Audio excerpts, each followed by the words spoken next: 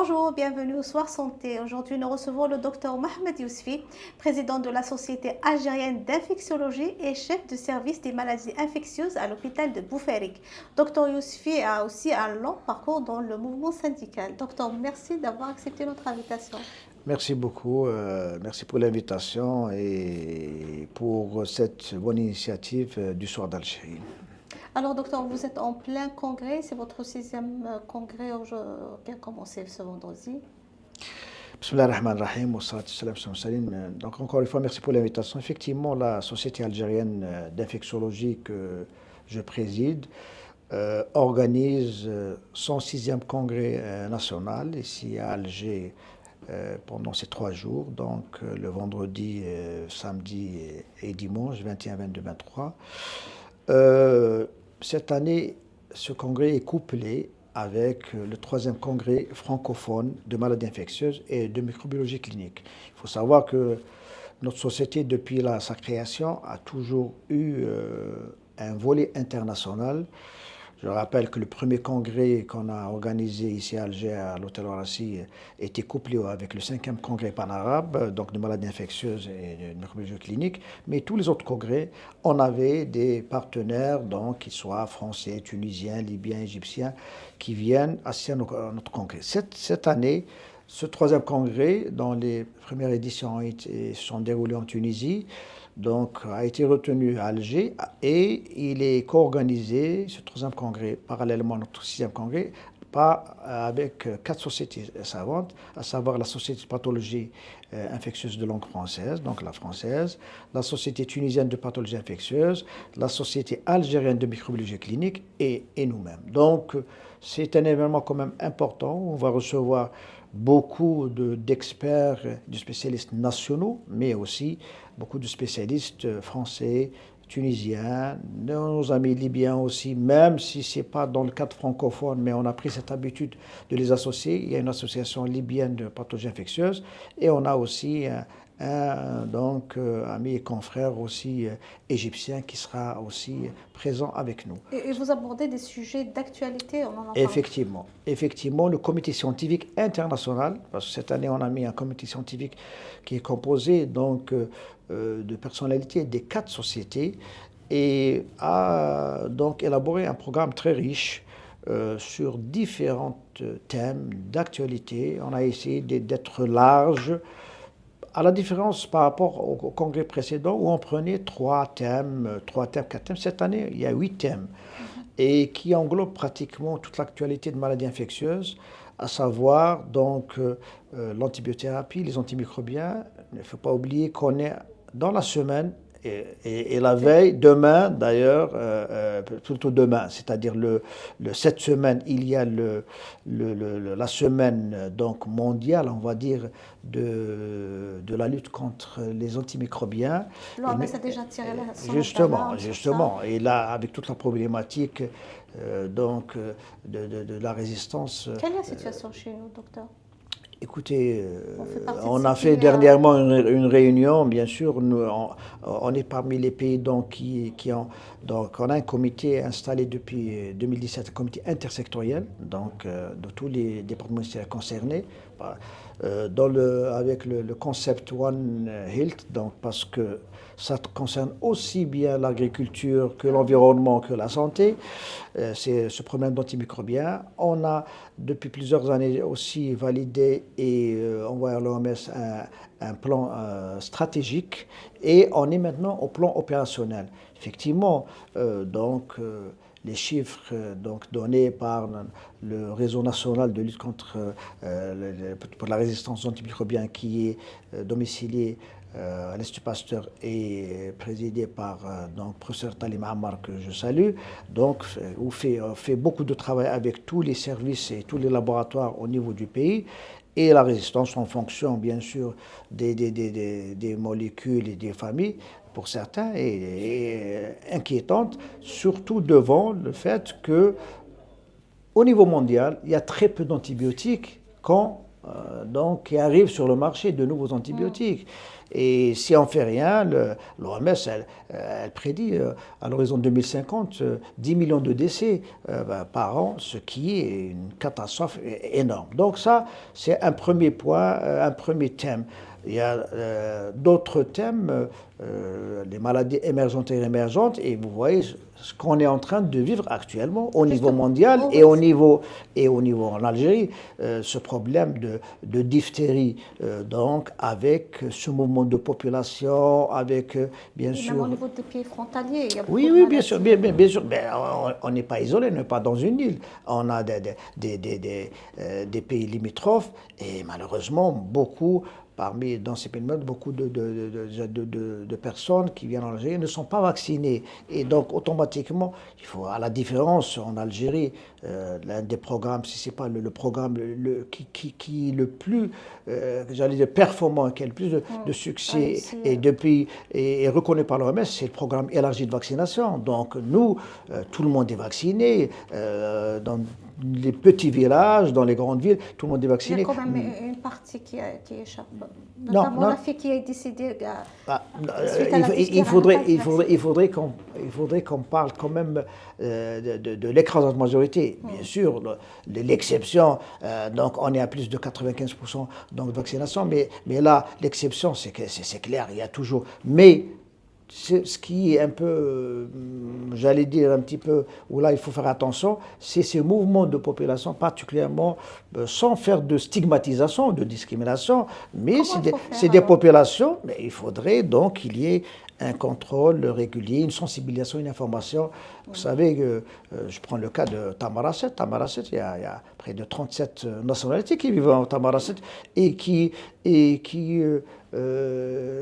sont pris en charge par le système sanitaire algérien, aussi bien donc vaccination que VIH, hépatite virale et tout le reste. Et donc là, il faudrait qu'on soit vigilant par rapport donc au contrôle de ces populations du point de vue sanitaire. C'est surtout le problème.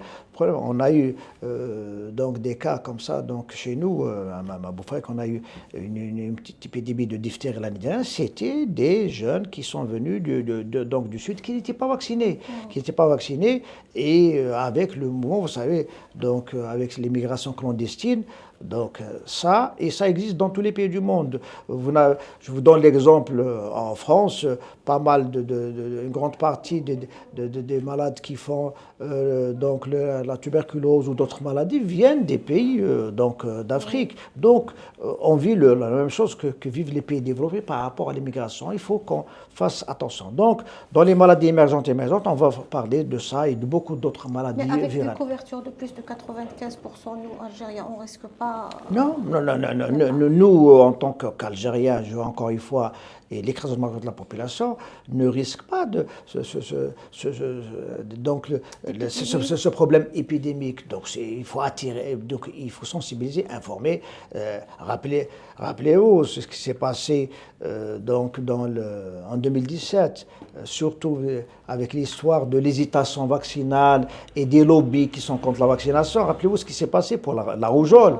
Et donc là, il y a eu un fléchissement, des parents qui ont été mal informés, influencés par les réseaux sociaux et qui avaient refusé les rappels de leurs enfants. Et on a eu une catastrophe, la rougeole qui avait disparu de l'Algérie, disons disparu.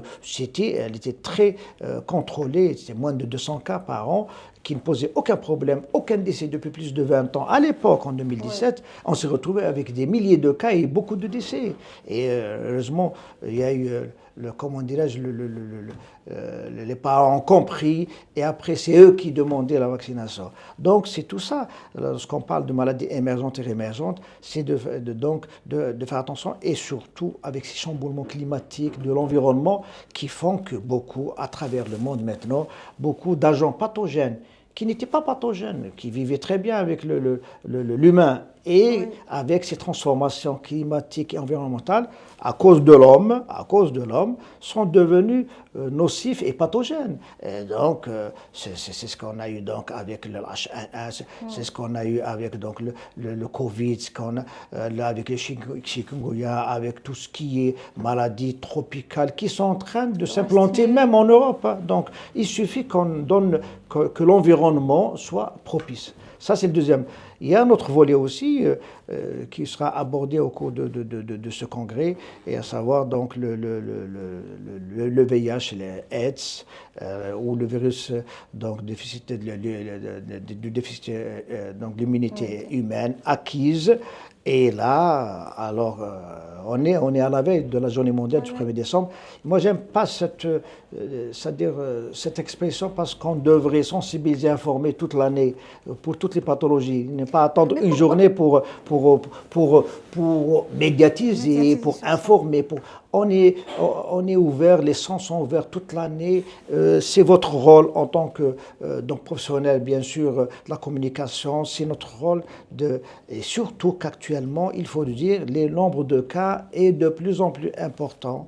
Ça, justement, avec tout le travail de sensibilisation, pourquoi on n'arrive pas au moins à stabiliser? Je viens de dire que ce travail de sensibilisation n'est pas suffisant. Je viens de le dire. C'est pas suffisant. Le sida, les moyens de transmission sont gérables. Mais il faut que l'information arrive et soit pérenne et continue. Et il ne faut pas qu'on parle. C'est une maladie guérissable, donc c'est une maladie qu'on prend en charge le plus normalement du monde. C'est une maladie qui est devenue une maladie chronique. C'est une maladie maintenant qu'on traite avec un comprimé, et où la personne peut vivre le plus normalement, peut se marier, avoir des enfants, faire du sport, à condition qu'on fasse le dépistage très tôt. Le problème qui existe en Algérie et de par le monde, c'est ce problème de dépistage. Il y a des personnes qui sont infectés, qui ne sont pas au courant des modalités de transmission, vous l'avez dit, donc on n'aura peut-être pas le temps d'en parler ici, mais on en parlera au cours du congrès. Mais le fait qu'on n'ait pas cette information régulière et qui est répétée, et encore avec un autre fléau, c'est la toxicomanie. Et là, on est justement actuellement, surtout cette année, avec donc une explosion de ces cas. C'est un phénomène sociétal, donc où le gouvernement est en train de faire beaucoup de choses.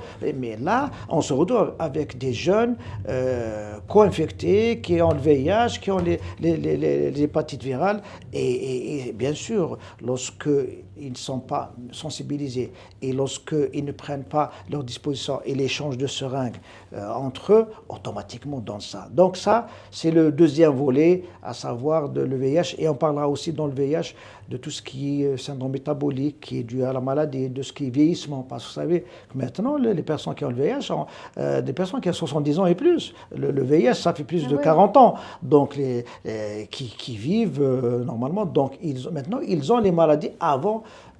Au début, les personnes qui avaient le VIH mouraient rapidement parce qu'il n'y avait pas de traitement donc efficace. Maintenant, ils vivent normalement, ce qui fait qu'ils arrivent à cet âge où, comme toute la population générale, ils ont le diabète, ils ont l'hypertension, ils ont les problèmes cardiaques, etc.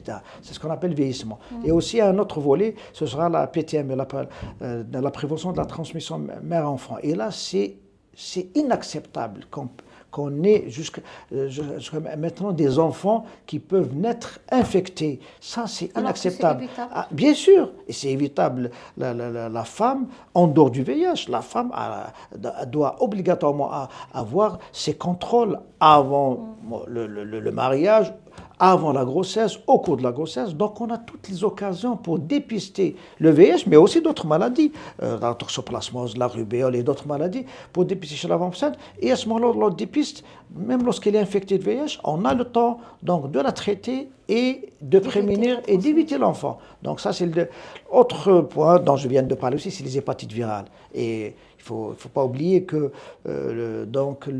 l'objectif de l'OMS, l'appel de l'OMS, c'est qu'il y ait la fin de l'épidémie du VIH et des hépatites virales en 2030. Donc là, on est en retard dans pas mal de pays, et même chez nous. Donc là, il faut impérativement mettre le paquet pour qu'on arrive. Et là, c'est le dépistage. Parce que là aussi, dans les hépatites virales, on a tous les moyens, alhamdoulilah, les moyens humains, les centres de prise en charge, le médicament qui est produit en Algérie, qui est un très bon médicament.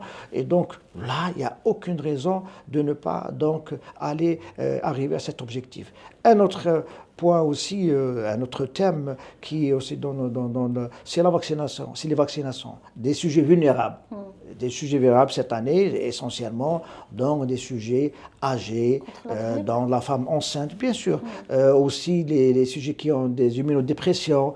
Tout ça, c'est ce qu'on appelle les sujets vulnérables, donc qui doivent être protégés plus que le reste de la population générale et donc doivent être vaccinés sur les différents types de vaccins. Bien sûr la grippe, mais aussi il y a des vaccins, la diphtérie, tétanos, donc certains vaccins, certains malades comme pour les vaccinations antipneumococciques.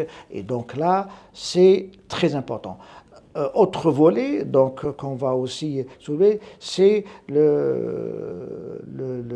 les endocardites infectieuses. Et je viens de parler, actuellement, on a cette année une flambée d'endocardites, c'est chez jeunes toxicomanes, et avec des évolutions souvent graves et mortelles. Et là, il faudrait qu'il y ait une réaction, qu'on puisse sensibiliser, informer ces jeunes, mais aussi qu'on mette un circuit de prise en charge parce que c'est multidisciplinaire. C'est l'infectieux, c'est la cardiologie, c'est la chirurgie cardiaque, parce qu'on est obligé d'intervenir parfois parce qu'il y a un délabrement valvulaire.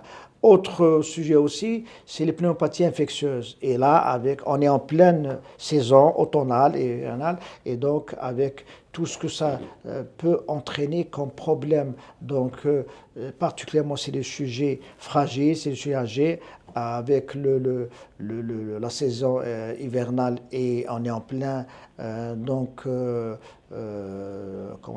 campagne de prévention, particulièrement pour la grippe. Donc là aussi, c'est un sujet qui va être largement, j'allais dire,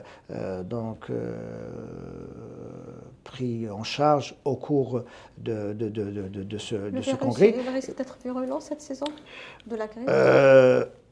On nous prévoit, pour l'instant, on n'est pas encore mais on nous prévoit que ce sera peut-être cette année, parce que vous savez, c'est un cycle, tous les 4 ou 5 ans, on a donc une saison de grippe qui est difficile, avec des virus qui seraient, d'après ce qui a été, donc on a vu,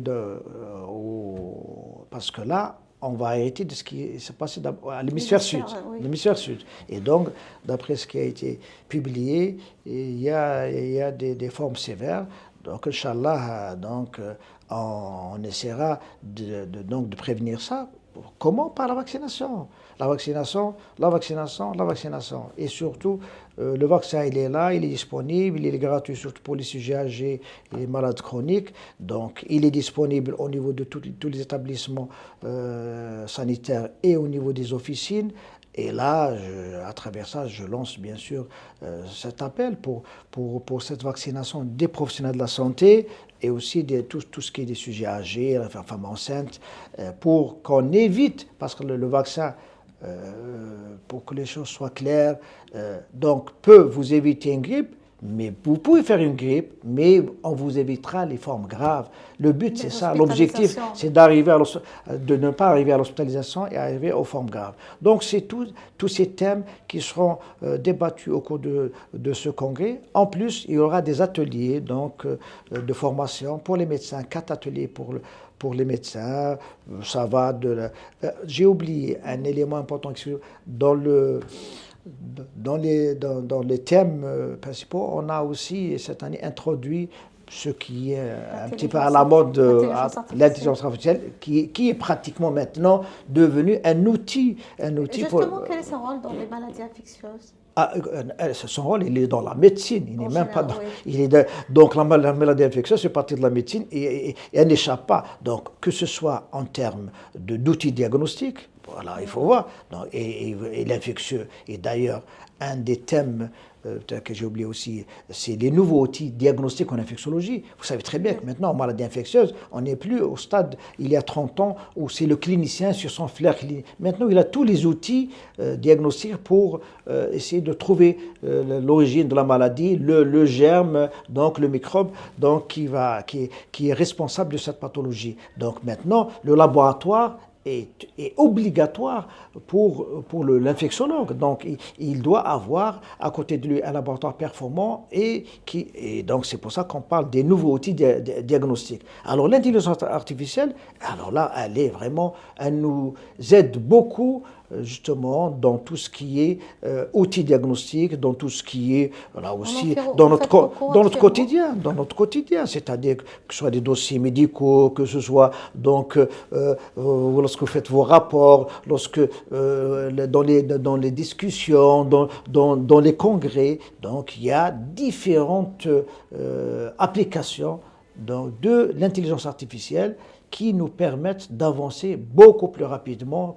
Et il y aura donc justement une conférence sur l'intelligence artificielle inaugurale au cours de notre congrès. Je reviens, je disais aux ateliers, à 4 ateliers, un atelier par exemple en passant d'intelligence artificielle sur la robotique, donc en médecine, et il y aura sur les règles de prescription concernant donc sur des cas cliniques, mais aussi chose que la Société algérienne d'infectiologie a initié. Maintenant c'est la 3e édition, comme tradition, c'est une journée pour les infirmiers, pour les paramédicaux. Donc une journée pour les paramédicaux en maladie infectieuse où il faut savoir que les paramédicaux, c'est une partie importante de l'équipe de soins. Il y a une équipe de soins, donc le médecin ne travaille pas seul. Il travaille donc avec ses paramédicaux et donc on a donc des ateliers, 3 ateliers. On changeait toujours des problèmes pratiques rencontrés par le paramédical et pour cela donc on leur a donc consacré une journée avec 3 ateliers. Donc voici un petit peu ce congrès et pour lequel, bien sûr, donc tout le monde est le bienvenu, et que ce soit professionnels de la santé, des différentes spécialités, gestionnaires, presse, pour discuter pendant 3 jours et sortir, Inch'Allah, avec des recommandations aussi pour tous ces volets qui sont, comme je viens d'actualité. Et je n'oublierai pas que ce congrès est placé sous le patronage de Monsieur le ministre de la Santé. Et bien, Inch'Allah, donc, je dirais bienvenue à tous les participants à ce congrès. Et Inch'Allah, qu'on sera à la hauteur donc des attentes de ces professionnels de la santé. Docteur, sur votre société et 4 ou 5 autres sociétés savantes, vous êtes regroupés, c'est pour mieux sensibiliser? Écoutez, c'est des principes universels que maintenant les sociétés savantes doivent travailler ensemble. Dans nos statuts, et ça devrait être dans tous les statuts des sociétés savantes, c'est compris dans nos statuts. Ça, c'est ce principe. Deuxièmement, les pouvoirs publics, les décideurs, etc., ont besoin donc d'avis techniques scientifiques. Et c'est ça le rôle des sociétés savantes. Malheureusement, je vous dis malheureusement, chez nous, on est au début parce que les sociétés savantes n'ont pas occupé le terrain pendant longtemps. Et on se retrouve avec le ministère de la Santé et lui-même est demandeur qui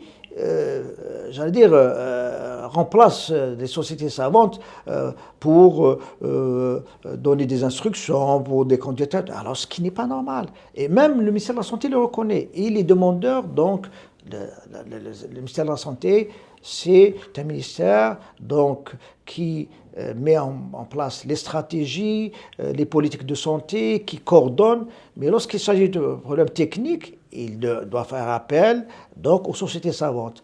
Et à ce moment-là, c'est là où interviennent les sociétés savantes et interviennent ensemble. Parce que dans toutes les pathologies maintenant, il n'y a pas de recommandations, de consensus.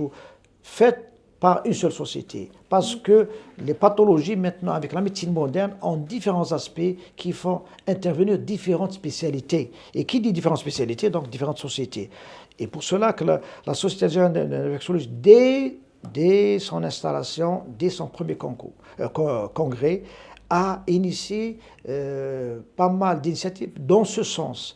On avait réuni à l'époque, on avait réuni plusieurs invités du Maghreb avec un rêve qu'on a depuis longtemps de mettre en place la Société maghrébine de maladies infectieuses. Pour différentes raisons que vous connaissez, pour l'instant, on a une convention avec la Société tunisienne de pathologie infectieuse. On a, comme je vous ai dit, des contacts étroits avec nos amis libyens. On a même des contacts avec nos amis mauritaniens. Et donc là, ce projet, on a donc, comme je vous ai dit, des conventions avec 2 pays, mais il est toujours donc notre objectif d'arriver à la Société maghrébine. Ça, c'est au niveau maghrébin. Au niveau méditerranéen, on a déjà donc une convention avec la Société de pathologie de langue française, donc maintenant depuis plus de 2 ans, et avec des échanges avec participation à différents congrès, mais aussi des échanges en termes de coopération. Et il y a aussi des contacts avec d'autres sociétés, donc comme la Société de médecine tropicale, donc d'autres sociétés. Le but, c'est de faire en sorte que ces contacts, ces conventions de coopération nous permettent les échanges d'expériences, nous permettent des échanges de coopération, nous permettent de mettre aussi des stratégies ensemble. Je parlais du Maghreb, mais je parle aussi du pourtour méditerranéen. On a des épidémiologies qui se rapprochent donc automatiquement. Donc là, on a aussi donc cette convention. Au niveau national, on a commencé donc à travailler ensemble. Et déjà, on a un groupe de sociétés, à savoir la Société algérienne de pneumophysiologie, la Société algérienne de microbiologie clinique, la Société algérienne d'immunologie et la Société algérienne de réanimation, d'anesthésie et de soins intensifs. On a commencé à travailler, on a fait déjà depuis l'année dernière pas mal de choses en termes de sensibilisation du grand public, de professionnels de la santé, sur la grippe. Donc, il y a des projets aussi qui vont venir. On a fait dernièrement un webinaire ensemble. Et on a aussi un projet, plutôt une convention qu'on va bientôt, Inch'Allah, aussi donc concrétiser avec la Société algérienne de médecine du travail. C'est pour vous dire qu'il y a un travail qui est fait, qu'il y a du travail à faire. Et cet appel est lancé. On est obligé, toutes les sociétés savantes, donc de se réunir, de se regrouper, de travailler ensemble.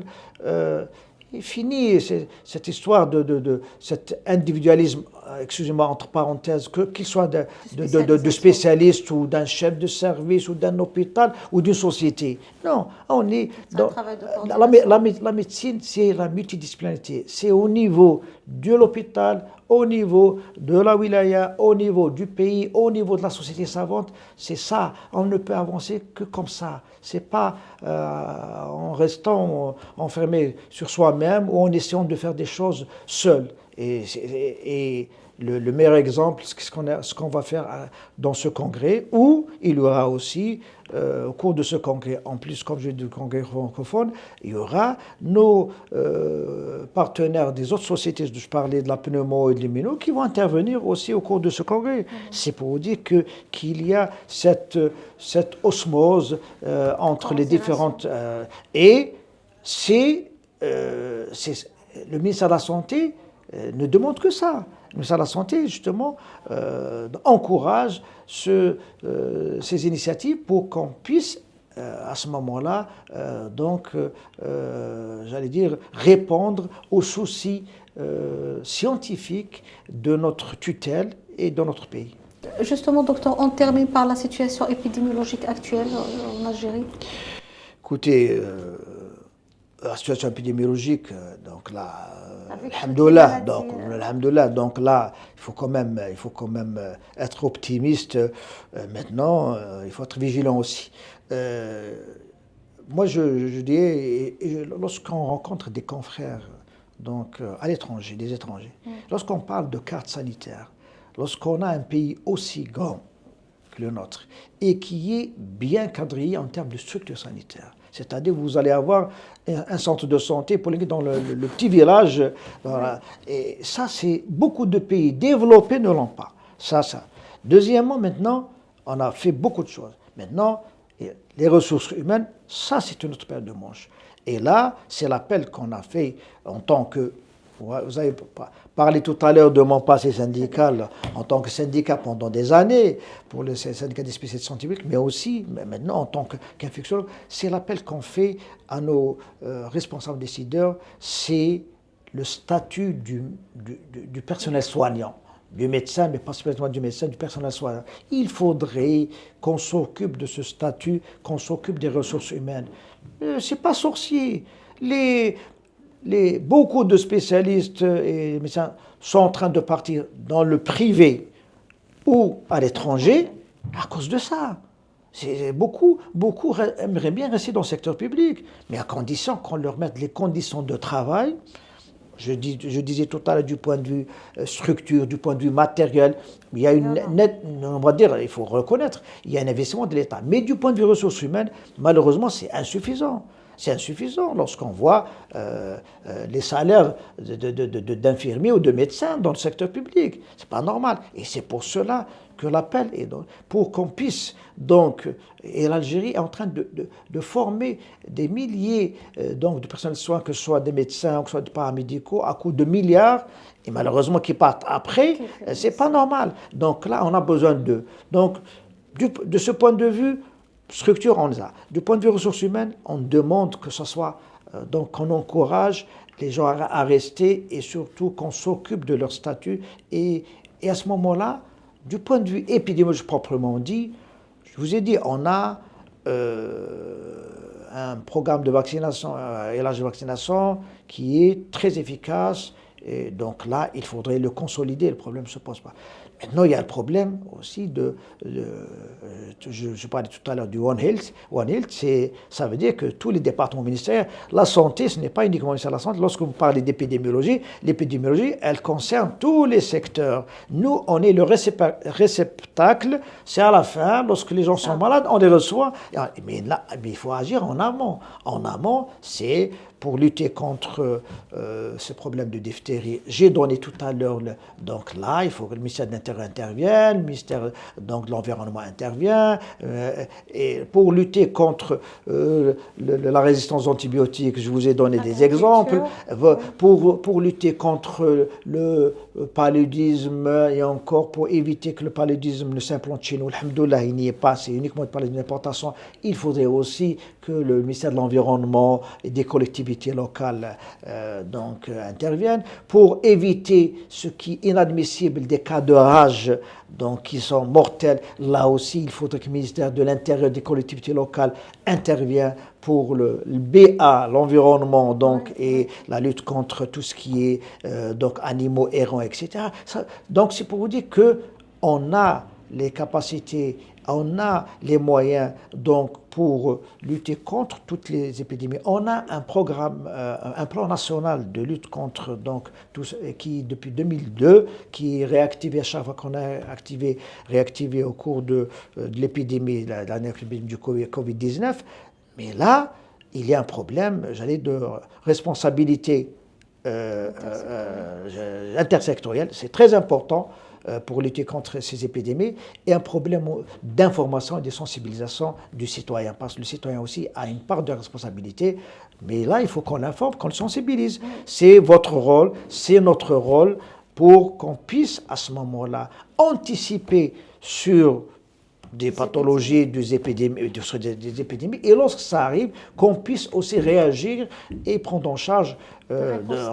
Donc, il y a beaucoup de menaces. Il ne faut pas se cacher beaucoup de menaces, donc, que ce soit donc, à l'intérieur du pays ou en dehors du pays, du point de vue épidémiologique et à travers le monde, mais on a les moyens d'y faire face à condition que tout le monde s'y mette, à condition qu'on responsabilise aussi en informant et en sensibilisant le citoyen, et à condition aussi qu'on mette les professionnels de la santé dans les meilleures conditions.